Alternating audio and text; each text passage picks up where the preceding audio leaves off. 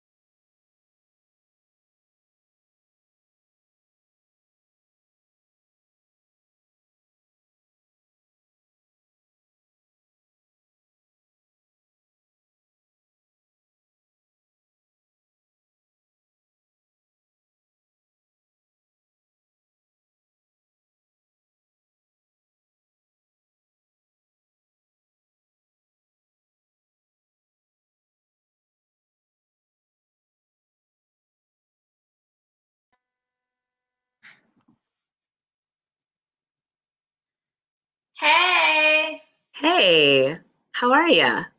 I'm awesome. Thanks for working through the technical difficulties. Yeah, this is so cute. Look at how cute you are. We made it! We did it! Woo, woo. We have arrived. We have. Look at how pretty the screen looks. Thanks to Danny and Martinez. Hey, how Right? are ya? I'm well. I'm awesome. Thanks for working through the technical difficulties. Oh, Yeah, this is so cute. Look at how cute you are. We made it. We did it. oh shit. Okay, can you hear me okay? I can. Okay. I had echoing. So, Ali, should we just take a second to just be here? Yeah. I feel the love. It's been a really loving 24 hours. Tell me about it. Well, I think the whole process of writing was, kind of trying to figure out how do we reframe revolution from all of this work into something joyful and satisfying for myself. And it was a really cool experience both to write the piece, 100 Acts of Freedom, and to really think through how to live into the piece all day yesterday.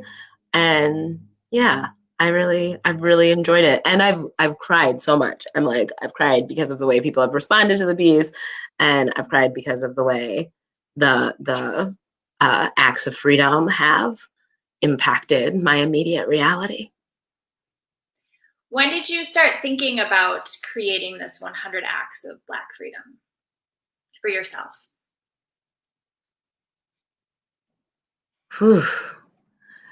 I think I have been on in the last few weeks. I've had this really intense kind of trajectory of thought around what discrimination is and what motivates discrimination. And one of the stories that's stood out to me recently and stood out to a lot of people, I'm sure, is the woman who called the police and said a Black man was threatening her life after he asked her to put her dog on a leash. And we live in a nation where it's illegal for Black people to learn to read, and the idea of reading as an act of freedom, and the idea that like this woman was ultimately upset that he could read a sign that said she was required, and the expectation of the community was that her dog be on a leash in this specific part of the park. And I think there was a more cynical relationship to, how people respond to Black people being joyful or pursuing their interests or being ambitious. And then there was a more kind of transition to the revolution that is claiming acts of freedom and acts of leisure and joy as a person of color. Thanks for asking. Yeah. Well, because it wasn't something that just happened like yesterday. Like this has been with you and on your mind and on your heart for a while. At least my experience. So like, let me just back up for the people that are watching, because I know like we just like kind of dove in like, hey. So about, I would say a week or so ago, Ali and I were talking on the phone, and correct me if I tell this story. Well, it's my perspective of the story. I know. So far, you're right on. We were talking on the phone. That is exactly. I can confirm with y'all. It's exactly how it happened. And it was like, this is what I want to do. This is what I'm doing. And what are white people going to do? Like, what can white people do? And what can you do, Sarah, basically, to create 100 acts of truth and reconciliation? And I was like, okay, I'll try. So thinking about it, I actually started and I got to 25 of them, and it just felt like another performative allyship list of these are the things that me, you, white people can do. And it just wasn't feeling it for me. So we got back on the phone at some point, and I was like, what about questions? Like, how about just like, let's ask some hard questions, because it's so personal and everyone's at such a different place. So anyway, that's how it came to be that Ali wrote her piece around 100 acts of Black freedom, and then challenged white people to examine and ask for 100 acts of truth and reconciliation. And therefore I literally wrote 100 questions. I wrote more than 100 because I think every question, some of them had like 2 or 3 questions, but whatever, it was 100. It's hard to stop sometimes.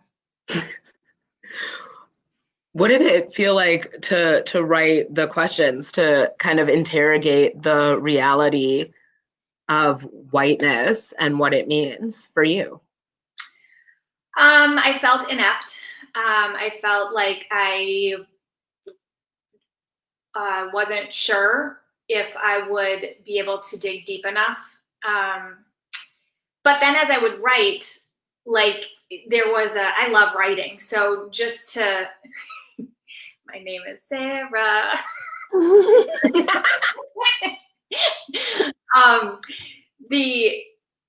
There were times where I was like, I'm missing something. And I know she just popped on. Hi, Dina.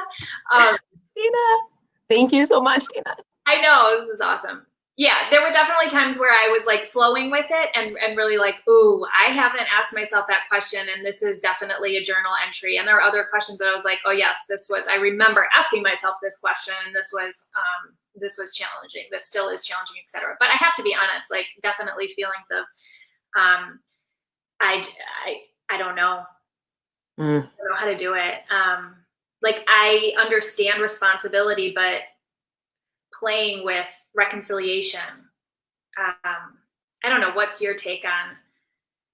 Well, that's a thing that came up, I think, over and over again was folks, somebody reached out to me immediately because I talked to you about this before I talked to kind of my broader community and network. But eventually I posted, yo, I'm doing 100 acts of freedom. White people, you should do 100 acts of truth and reconciliation.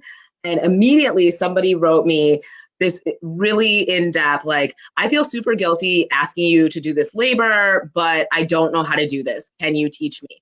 And I'm like, the only reason you feel guilty asking me to do that is because you're not offering anything, right? Like if you were offering something, you would feel like, well, maybe we can make this a consensual and appropriate thing, but you feel guilty because you also know that you feel entitled. And so how do you combat your entitlement? How do you start bringing something to the table versus just taking something away from the table? How does your anti-racist work sincerely benefit me? How is it not just me equipping you with a better analysis and more language? How is it you making sure that I get paid a fair wage? How is it you making sure that if I'm going to be your Facebook consultant, you're compensating me for that work and my time? What does it look like to be honest about racism? So often folks are like, I'm not racist because I've done these things. And it's like, well, what if you did that same thing about you being racist? What if you said, I am racist because most of my neighborhood is white. Most of the places I hang out are all white spaces, are not particularly welcoming to people of color. I'm not uncomfortable when I see people of color being the lowest paid folks in a space or being undermined or interrupted about their experiences. So taking account for how we participate in racism is part of combating racism, and changing the patterns of behaviors we participate in. And I think that that's not how we've been taught to think about racism. You know, we've really been told that racism is something we can just stop doing versus having to start doing something else. If we're not racist, what are we? Well, are we pro-Black? Are we invested in everybody's right to an education? Who are we when we're not subscribing to racism and anti-Blackness? Because we have to be different people. And what is whiteness without racism? Right, and that's like a question that usually is not asked right away in terms of what is whiteness. It's like even coming to terms with the internal racism and race and being a part of. But what I hear is this like, okay, well, I need to then make sure that I am not racist and I'm teaching my children not to be racist, which is like that whole concept that you were talking about. Like, it's not just about saying it and thinking that you can teach differently when you haven't even done it yourself. Absolutely. And it's also about like, this isn't about making you look good. Like, I literally get exhausted with white folks telling me they're not racist. I'm like, well, if you guys are all so not racist, where's all this racism coming from? But the attachment isn't making sure that you've eliminated racism. The attachment is not to making sure that everybody has a fair shot. The attachment is to making sure that you look good and you look like an ally and you look progressive and you have the right vocabulary and analysis. But that you can have all of that and we can still have the, largest achievement gap in the nation, right? You can have all that vocabulary and all that academic success and all those bumper stickers. And Black people can still be denied the right to an education, can still live in a nation where somebody can put their knee on your neck for 8 minutes and 46 seconds and go home and have dinner like nothing happened. Yeah, that's real shit. So I'm like, we've got to, if we want to not be racist, we've got to live in a society where racist things don't happen. So the heaviness, can we talk about the heaviness of the work? Like how you were talking about being the one to teach, and how do we create the discernment of actually, white people, you have resources, you have access to, how is it possible that we am still asking and wondering, I don't know, like, what do we do? Like, we're pretty amazing humans in terms of creating solutions and being, so like there's like the lack of truth around, we have what it takes, but we're not willing to put something on the line. I know. Yeah, well, I think that's when you have to start really examining why racism, right? Because the thing about it is like the fun thing about talking about anti-racism, and especially when people are like, I don't know how to be, how to let go of racism. I don't know how to sever ties with the racist structures that have empowered me throughout my life. I think the interesting thing about that is that folks have never run out of ways to oppress Black people. Like, there is no shortage of creativity when it comes to how to arrest Black people, how to enslave Black people, how to exploit Black people, how to harm Black people, how to degrade, humiliate, exclude Black people. There's never been a shortage, right? Like, folks think of new ways to do that all the time and have for centuries. So why are folks so much more capable when it comes to creating racism than to taking it apart? And I think the thing is it's because folks are afraid of what they lose when they let go of racism. And I think that's the thing people don't talk about. Right, because they talk about how they're afraid that people will see them as bad, or they're afraid of, the optics of it and how people perceive them. But really, we don't talk about what will we lose? Like, what does it mean to give up power, redistribute it, financial, like, and some of it is like, that's such a big thing to think about. When is it though? Really, is it that overwhelming that we can't actually strategically go there?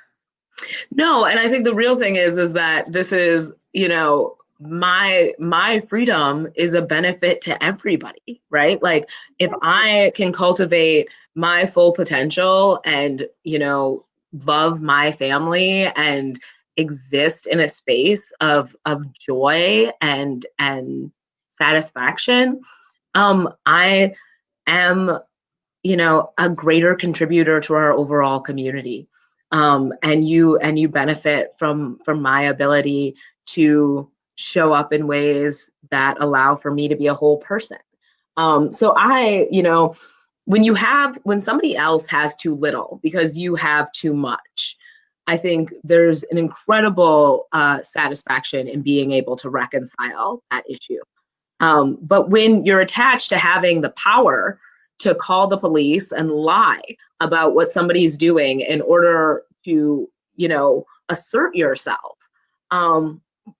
that, if that's what you're attached to, getting attached to a society in which all people can contribute their brilliance is hard to imagine. And it's also hard to imagine because if you're competing on an even playing field, you don't always win.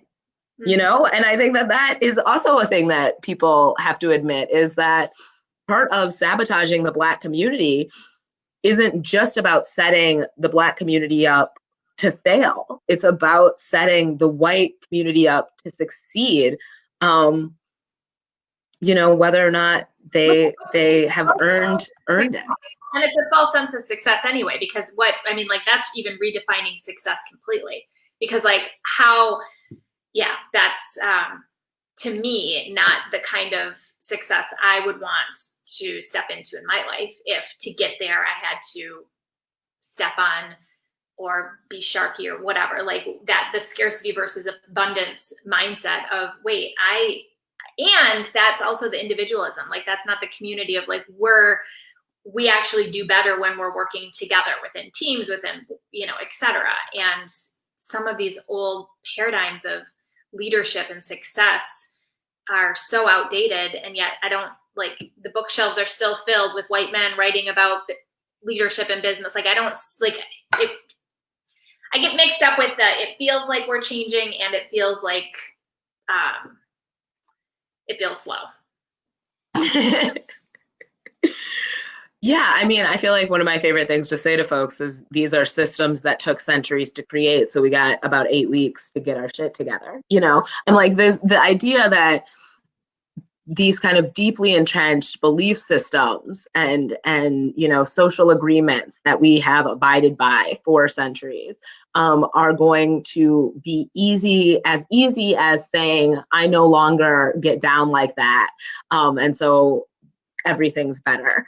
I think that is a ridiculously simplistic way to look at these kind of large scale issues that impact people's entire lives, people's entire education, people's abilities to breathe. Yeah. And I think that's part of the 100 Acts of Black Freedom, is it kind of, it's kind of shaken me up over the last few weeks to think about the civil rights movement in comparison to the Black Lives Matter movement. When you look at the March on Washington was a march for jobs, education, and freedom. But when you look at the Black Lives Matter movement, people are literally protesting for the right to exist, for the right to breathe. They're not trying to integrate education. We're not trying to, get a higher wage. Folks are organizing for their right to live. Yeah. And I think that's what's so rattling for white people who are waking up in terms of the humanizing and dehumanizing that happens, and the seeing it so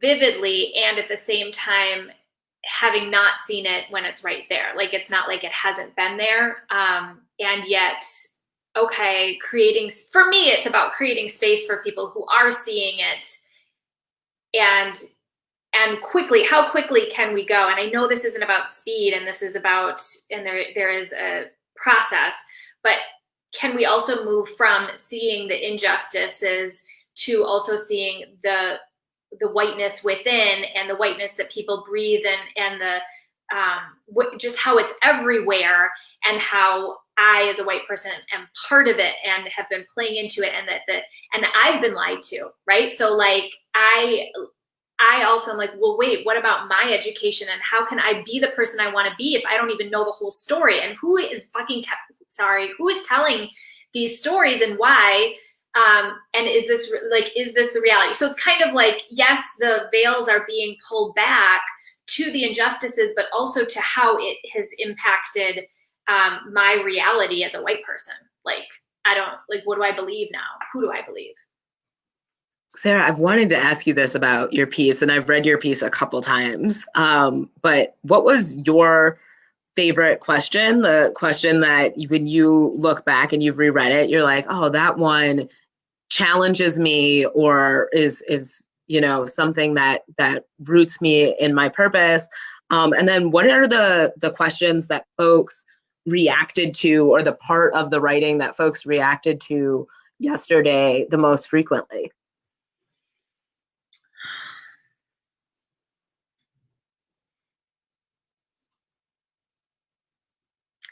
I don't have the piece in front of me, and I don't remember. I mean, there was like a ton of questions, so I don't remember exact verbiages of questions. But where I currently struggle with the questions are around racialized capitalism, and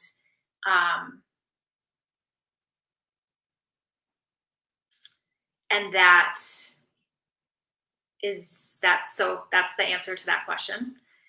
And then people, I haven't seen any reactions around specific questions as much of like, yes, let's do this, white people. So it's encouraging other white people to do it, and people saying, let's do it. I'm hoping that people actually do ask the questions and then sit with them, and not just ask them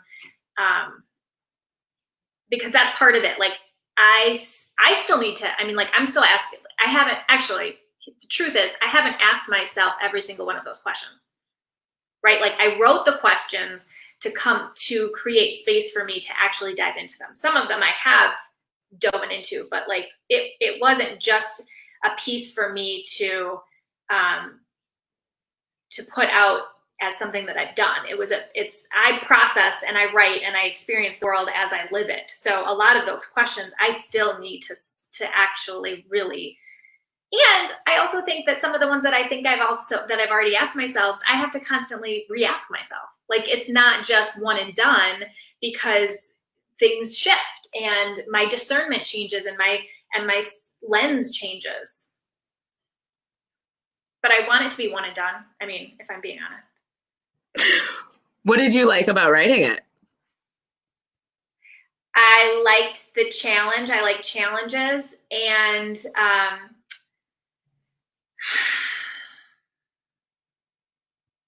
it was also hard though, Ali. Like, it wasn't there are times where I question my voice a lot, just as a white person. And I know that is also the discernment of when to use your voice, when not to use your voice. But it was, yeah, I don't know. Tell me about your experience writing your piece. Well, I can say I think the hard thing for me in writing the piece is that as a writer, I want to constantly challenge myself to tell the story of who I am and be honest about who I am and the experiences that have shaped my life. And I also want to give an analysis that lends itself to a reader having a broader understanding of themselves and being able to investigate themselves and their own experiences.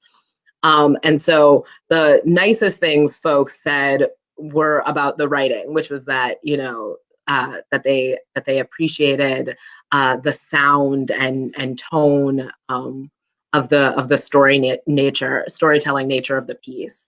And then I think the hard thing, and I think this is a similarity between what you were saying, is that the idea that I was going to actually kind of try to lean into and live this piece in a world that doesn't, in a world that makes exhaustion a status symbol, in a world that tells us we're all supposed to be working ourselves into the ground, and a world that says you should be grateful no matter what you get, and you get what you deserve, and all of those messages to say, I'm going to spend this day celebrating my freedom and exploring what my freedom means to me, was hard for me to envision originally. Then I was like doing it, and it was like so fucking good and just wonderful. Black freedom is where it's at. And it was nice to have this framework of enjoying Blackness and what Blackness is culturally, and finding refuge in my own community and my own liberation. And so I really liked that. I think the part that folks have reacted to the most is the part in which I describe Black freedom in direct relationship to slavery. I'm like, really, I think it is an easier thing for people to do in a historical context, is to say, if you look at slavery and you look at the things that were taken away from Black people, which are things like your name, and your family, and these really basic things that we all kind of take for granted. And those things are still being taken away from Black people through mass incarceration, right? So if you look at the ways in which Black people have been harmed by racism, have had their realities warped by the insane cruelty of racism, you have to really think through how to counter that. Yeah. One of the things that I have played with around jealousy and inspiration is I see jealousy as a message of something that my heart desires, maybe. So there are times, and I am going to be messy about this because that's what I'm trying to model. There is a jealousy of of Black beauty and Black power and Black culture, right? Which is not a secret. Like it's definitely it's happened because it's co-opted, etc. But Mm-hmm. me personally, when I see myself loving that and like seeing you like just stand in your power and like that that actually inspires me to want to turn the music up and dance and like feel free and not to feel that oppression of you have to look good, you have to say it right, you have to like don't like the perfectionism that is within the white supremacy culture. So where do I find my own freedom and also and be aware of how I am taking freedom away or all of the things that I feel awkward about because I don't know exactly how I'm doing it, but I'm learning how I'm doing it, right? Like I'm learning how just me being white in whiteness can be problematic, and at the same time, how much I love to feel free. Yeah, and I think that's a really important thing to understand. I'm like, I feel like we've talked about this a couple of times, but I'm like, the what necessitates racism is not the way white people treat Black people. What necessitates racism is the way white people treat each other. And I'm like, white people treat each other so badly that they have to treat Black people worse in order to assert their value in society. And so I I will never I'll never underestimate like the profound impact racism has had on my life, but I don't walk around wishing I was white. Um, Right. and I think a lot of assimilationist movements have told us like everything will be fair and good once Black people can be as much like white people as possible. And I know that's not the direction we should be going. I also think, you know, you don't you if you are anti-poverty, you are also anti-wealth, right? If you are anti people having too little, you're anti people having too much. And you know, if you're anti racism, like you are also anti-white privilege. And so like how do you create the space of liberation that is not based in privilege and is not based in exploitation and power over, but is sincerely based in self-security and love. Yeah. And really comes from a willingness to accept yourself. And I think, you know, in celebrating Black freedom, it's, you know, it became kind of this whole day that was an act of art around loving myself as a Black person and loving other Black people and the wide range of possibilities and ideas that exist within that, because we're not a monolith and we're not like a singular idea. And so, you know, you walk through an event and you see all of these expressions of Blackness that are so joyful and so gorgeous and so rich. Right. And you know, what does it mean to live in a world where there is more space for Black people to show up authentically? And I think in a world where there's more space for Black people to show up authentically, there's more space for white people to let go of whiteness and discover authenticity. Right. And so in letting go of whiteness, a lot of it is seeing where I have been oppressed and am not who I truly feel I am inside or who I want to be because I'm supposed to be someone else. So like that is like the inner work of me actually being comfortable in my own skin, being me or free to be me, if you will, so that I am more equipped to actually tackle and challenge systems of oppression because I am actually freeing myself to be in that. And for me, that's where racial resiliency comes into play. And that's where I become more resilient and stronger to see it and be like, oh, that's that. It's not who I am as a person. That's that. This is this thing that the system that's been rigged that I've been sold. And yes, it's in me. And I also can see it as not me. Like it's in me, but it's not me. Right. And I think that's the thing is like the folks are always trying to say that they're not racist, and I'm like, I don't care. Like, I don't want to hear that, because that's not real. This is not about you as an individual in a lot of ways. This is about your country and your language and your neighborhood and your school, right? So if all of the things you participate in are informed by racism, how exactly are you not racist? And even if you're not, what difference does it make? If everything you participate in, if everything that empowers you is racist, right. What difference does it make if you're like, yeah, but I'm not really into it? I mean, I benefit from it and I participate in it, but I don't like love it, you know? So that should be enough for you Black folks. Right.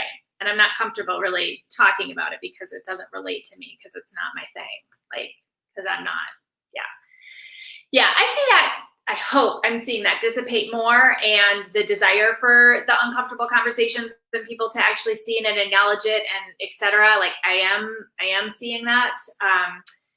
And it's the trust part, I think. I don't know what that looks like, to learn to trust ourselves and trust each other.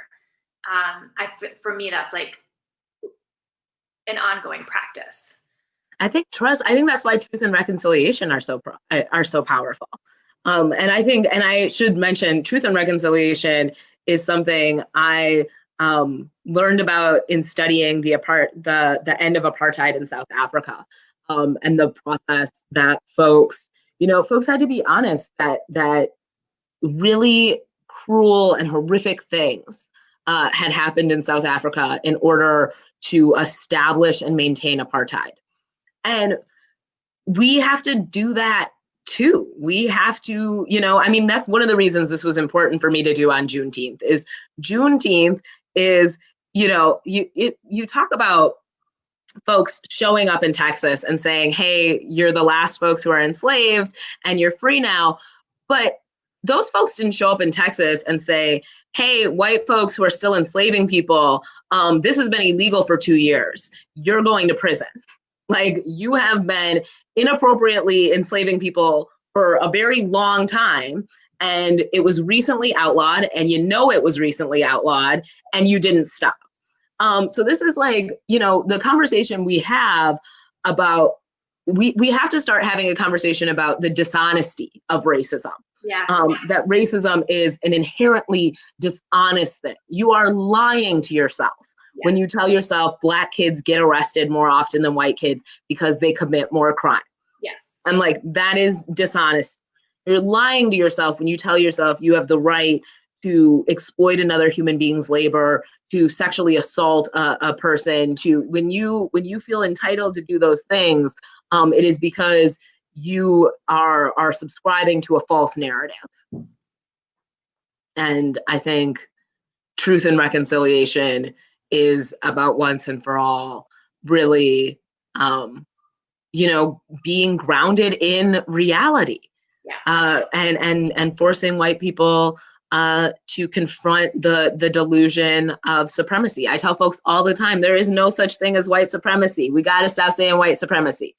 The mythology of white supremacy is what we can say, right? But we don't say Black inferiority. You know why? Because we would say that's not real.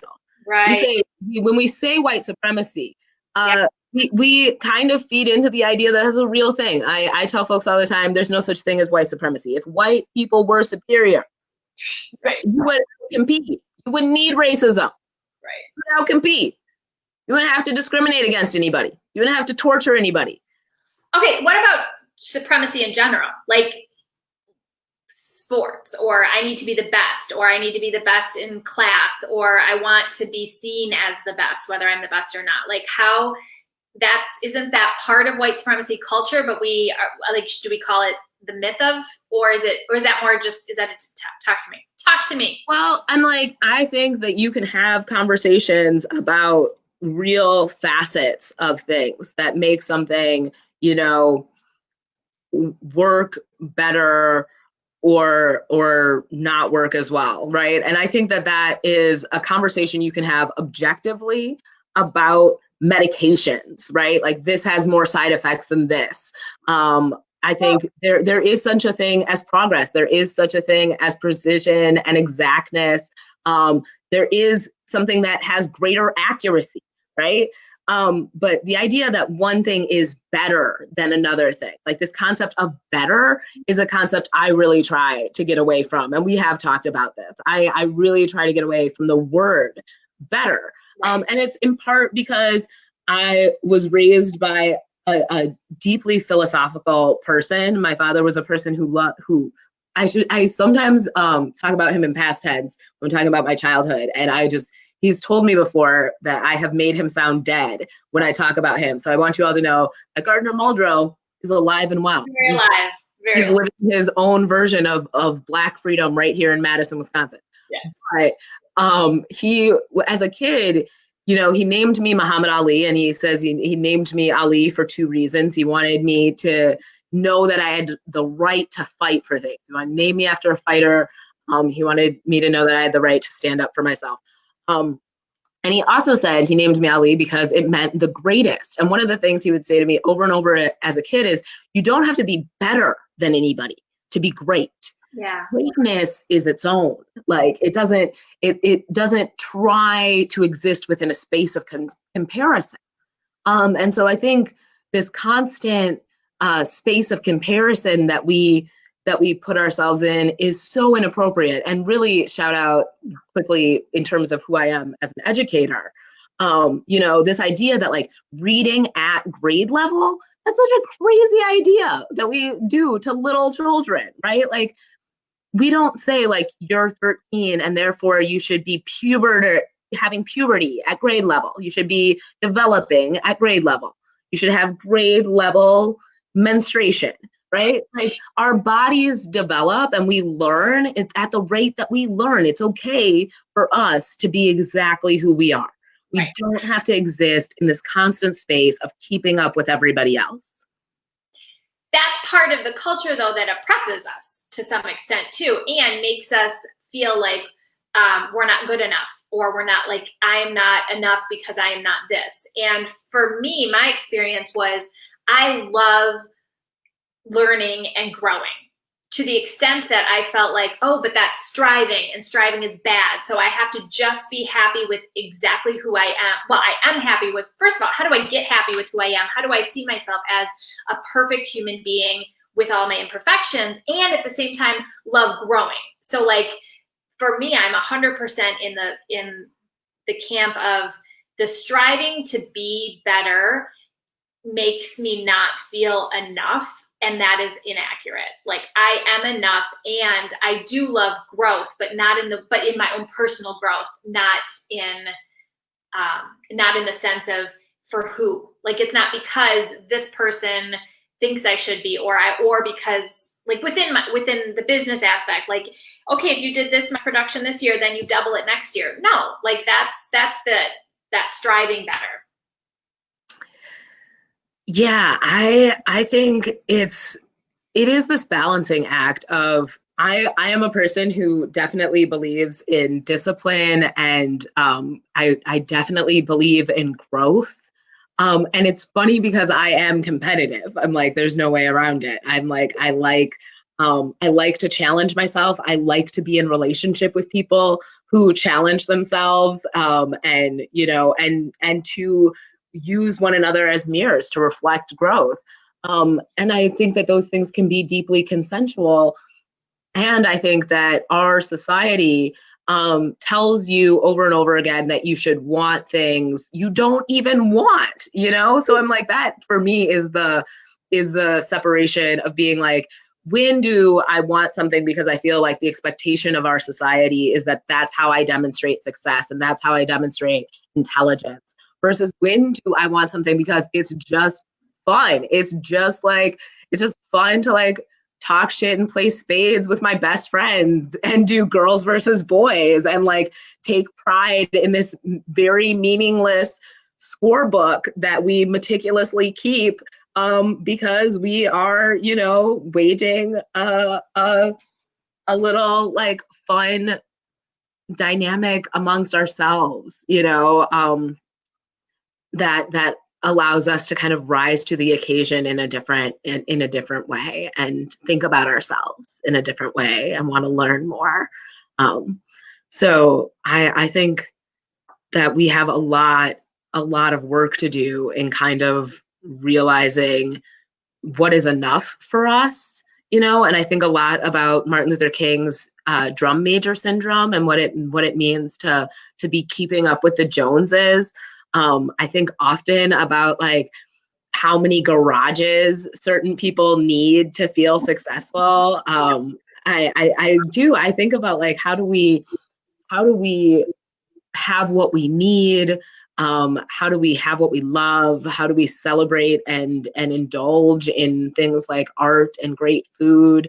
And also, how do we not get so obsessed with consuming and achieving that we destroy the planet and each other? Yeah, and so much of that is in the non-binary space of it's not because I was raised with right, wrong, good, bad. It's one or the other. So if I'm not striving, I am lazy. And it's like, how can I enjoy and rest and play and then do something that is working hard, but not like it's not one or the other. It's how do I mix it all up and be in the sandbox with all of it. Yeah, and how do we have this like joyful revolution? I think so often when people talk about revolution, one of my early influence was Malcolm X, and Malcolm X was like, revolution is about blood and land, and I'm like, oh man, that's such a dude thing to say, or such a like patriarchal thing to say, because like there's nothing new about war. War is not revolutionary. It's been done. Like it's done all the time. What has not been done is us taking care of each other. And the other thing is like the whole like blood thing. I'm like, women are like folks who menstruate, bleed all the time, and we don't make it like this huge like thing, right? Like there's a lot of ways and reasons to bleed. And I think like a revolution at this point in time would be a revolution based in celebration and love and, contentment. It would not be, there's nothing revolutionary about us killing each other or us destroying each other. So there is something, what I will say though, is there is something revolutionary at this point in time about Black people defending themselves. Yeah. So although I am not pro-violence, I have definitely found that Black people have to have the right to self-defense in our society. You're not saying love and light. No. That's not what I'm hearing. So if somebody wants to hear that, then that's what they're hearing. I just want to make sure people know. That's not the message. That when someone says they can catch these hands, they're well within their right. I think, yeah, I do. I think a revolution requires a separation between us and patterns and cycles of the past. And I think a cycle of absorbing violence is still a cycle of violence. Mm-hmm. And I think that that part of what we need right now is for folks to understand that the consequences of racism, the violent consequences of racism, are not just for some people, right? That the violent consequences of racism are being redistributed right now. And, I think if we want those consequences we want to be spared from them, we want to save ourselves from the destructive tendencies of racism, then we want to end racism. Yeah. I love you. I love you too. Like, and I gotta say, like, shout out to everybody who's hanging out with us and everybody who's read the pieces. And if you haven't, I really, really encourage you to, and I've been thinking a lot about where is the overlap between 100 acts of freedom and 100 acts of truth and reconciliation. Are acts of truth and reconciliation in and of themselves acts of freedom? Are you breaking free Yeah, I mean, I think it's one thing to shed the weight of oppression, but like I said earlier, I don't envy the weight of being the oppressor. I'm like that as a Black woman, I'm Right. like, I Right. wouldn't trade being a Black woman for anything. We Yeah. are the cutest. And you know, it's a yeah, it's an Yeah. honor. And I have heard that in white spaces where white women are coming to terms with the fact that they are the oppressed and just don't want to see it because it's so painful. And so dealing with that pain to get to the ability to not just ask the hard truth, but to take responsibility and change. That's the ask. Like, okay, let's do that. Let's have that conversation, see it, and now let's move through it. Yeah, it's really crucial. Um, I hmm? I was thinking in terms of like next steps for you. What does this look like? And a few people who have interacted with this challenge, and in some ways, I'm like, it's so funny to think about this as a challenge. But a few folks who have approached it that way have said like, oh, I'm going to do this for 100 days, or I'm going to do this, for this extended period of time to kind of follow up with these expectations around myself. What does it look like for you to use this tool of truth and reconciliation moving forward? For me, because this is the work that I commit to every single day. It's not, and I also am not the kind of person that's like, I'm going to do this every day at 7 a.m. for 100 days. Like that's not how I work. If that works for other people, that's great. But so the way I use it and will use it um, is to check back with it, check in with it as a point of reference. And for me, it is a challenge. I like challenges and I like taking on challenges, but to have it mean more than a challenge. So, like, that means that I have to even dig deeper into the emotional impact that racism has on not just on me, but on me also, and within my community and within the people that I love. So um, to me, that list can also be a crutch for intellectualization of it. And that's where I am choosing to be in discernment around how I'm going to be with that list. Because relationships and the Black community, Black people being able to be who they are without the fear and without the barriers. Like, if like what do I want to see in the world? Like, what do I want to imagine? How can I imagine the world? And then that is a toolbox for me mostly, but it's not. It's literally just a toolbox. I have thought about this in how we raise our children and what we pass down to our children. One of the things I have told people about myself, my own childhood, is that I was raised without religion. My parents are not people of faith. They were both raised varieties of Christian, but they made very conscious decisions not to raise us with faith. And so I was raised with a variety of pseudo pseudo Christian capitalist holidays, where the holidays were all about stuff, Yeah. because they weren't about God. So they were about like gifts and baskets and fairy creatures that come to give you things. And I have really tried to, in my own parenting, rethink how I'm raising my kids and what I'm teaching my kids to celebrate. And I wanted my kids to have this experience yesterday where they were celebrating Black freedom and they were thinking about their freedom and who they are as free people. And I also think in truth and reconciliation, one of the things I've noticed about how we teach kids to apologize is that, one, when kids are really little, I'm like, I noticed this when my kids were really little, that parents would walk their kid up to another kid and be like, say you're sorry. Yes. And then the kid says they're sorry, looks down, and walks away ashamed of what they did and having to acknowledge what they did.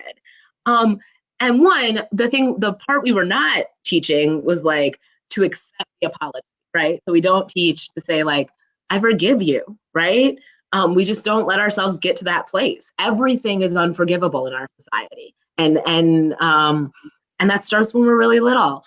But the other thing is we don't teach kids to say, how can I make this right? And I actually realized that with my oldest daughter. She broke a friend's windowsill, and she was so upset. She was in tears.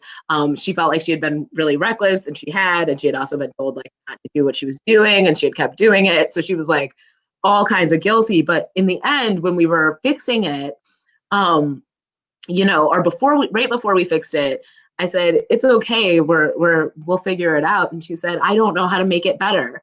And that was really what bothered her, was that she didn't actually know how to fix it herself. And I think, how do we make space to figure out how to repair harm when we've done something wrong?